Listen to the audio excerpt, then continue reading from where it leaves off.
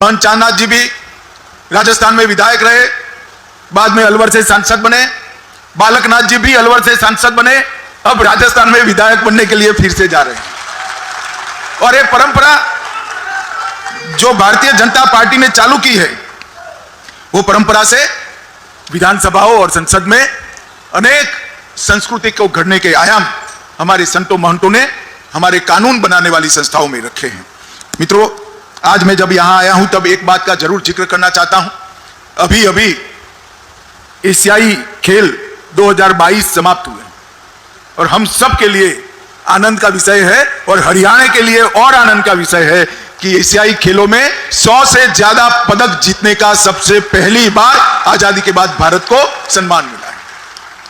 हर खेलों में, चाहे टोक्यो ओलंपिक हो, पैरा ओलंपिक हो, डैम्प ओलंपिक हो, थॉमस कप हो, कॉमनवेल्थ हो और विश्व चैंपियनशिप की प्रतियोगिताएं, हर जगह पर 2014 के बाद उत्तरोत्तर भारत ने प्रगति करी। इसका मुख्य कारण है मोदी जी ने खेलों के लिए सिर्फ भाषण नहीं किए, गांव से लेकर राष्ट्रीय स्तर पर प्रतिभाओं की खोज करना, उनकी ट्रेनिंग की व्यवस्था करना, उनके वित्त पोषण और शरीर के पोषण की चिंता करना, प्रतिभाओं के बीच में से पारदर्शी तरीके से खिलाड़ियों का चयन करना और उसके बाद वो खिलाड़ी विश्व के रिकॉर्ड के बराबर हो तब तक उसके खेलों में उन्नयन के लिए सतत प्रयासरत रहना। अनेक विविध योजनाएं और अनेक विविध कार्यक्रमों के माध्यम से खेलो इंडिया जैसे कार्यक्रम तो एक प्रकार से मैं कह सकता हूं गेम चेंजर साबित हुए हैं।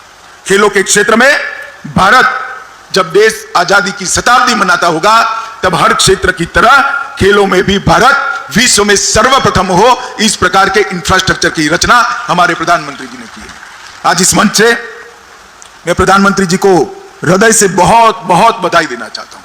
मित्रों, अभी अभी G20 हुआ, आप सभी ने देखा होगा।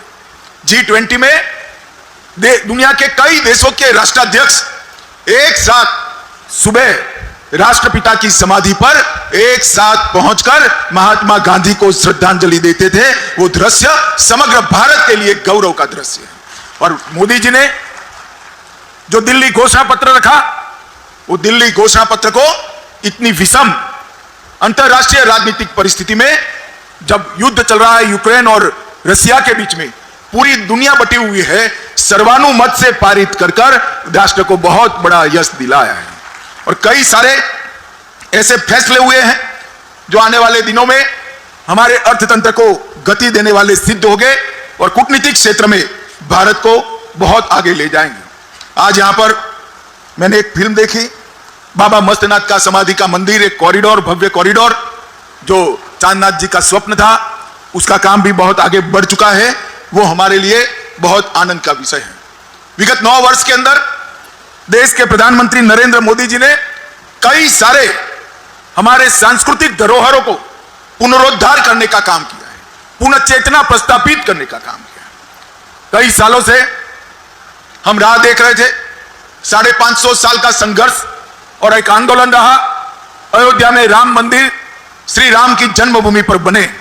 कई सालों तक हम लड़ाई लड़ते रहे, मगर 2019 में देश ने मोदी जी को फिर से प्रधानमंत्री बनाया और एक दिन सुबह रक्त की बूंद बहाए बगैर मोदी जी ने इसका भूमि पूजन कर दिया। और मित्रों, जनवरी 2024 में हम सब बहुत भाग्यवान है कि हमारे जीवन में ही हम देख पाएंगे कि जहां प्रभु श्री राम का जन्म हुआ था वहां ही रामलल्ला विराजमान होंगे और समग्र विश्व के अंदर सनातन धर्म का फिर से जय जयकार होगा। इसके साथ ही औरंगजेब के समय में तोड़ा हुआ काशी विश्वनाथ कॉरिडोर फिर से बना, उज्जैन में महाकाल कॉरिडोर बना, सोमनाथ सुवर्ण से मंडित हो रहा है, केदारनाथ और बद्रीनाथ का पुनरुद्धार हुआ, करतारपुर कॉरिडोर बना और कश्मीर में शारदा पीठ, आदि शंकर की शारदा पीठ की पुनर्स्थापना करने का काम यही 9 साल। ये 9 साल एक प्रकार से हमारे सांस्कृतिक पुनर्जागरण के 9 साल है। योग के माध्यम से मोदी जी ने समग्र विश्व के अंदर योग और आयुर्वेद को, भारत की ये पुरातन हमारे ऋषि मुनियों की धरोहर को लोकप्रिय बनाकर आगे बढ़ाने का काम किया है। और इसके साथ ही काशी तमिल संगमम, काशी तेलुगु संगमम और काशी सौराष्ट्र संगमम के माध्यम से दक्षिण और उत्तर को जोड़ने का काम भी मोदी जी ने कहा है। और पार्लियामेंट का जब नया बिल्डिंग बना तब पूरे विधि विधान के साथ चोल साम्राज्य के प्रतीक धर्मदंड सेंगोल को हमारी पार्लियामेंट के अंदर प्रस्तापित करने का काम नरेंद्र मोदी जी ने किया। और इससे समग्र देश के सांस्कृतिक और आध्यात्मिक आंदोलन को एक बहुत बड़ी गति और चेतना मिली। आज यहां पर महंत चांदनाथ जी की मूर्ति का अनावरण हुआ है, भंडारा भी हुआ है। महंत चांदनाथ जी के मेरा संपर्क उनके जीवन के अंत काल में ही आया, परंतु कई बार उन्होंने मुझे कई प्रकार की आध्यात्मिक अनुभूतियां कराई है।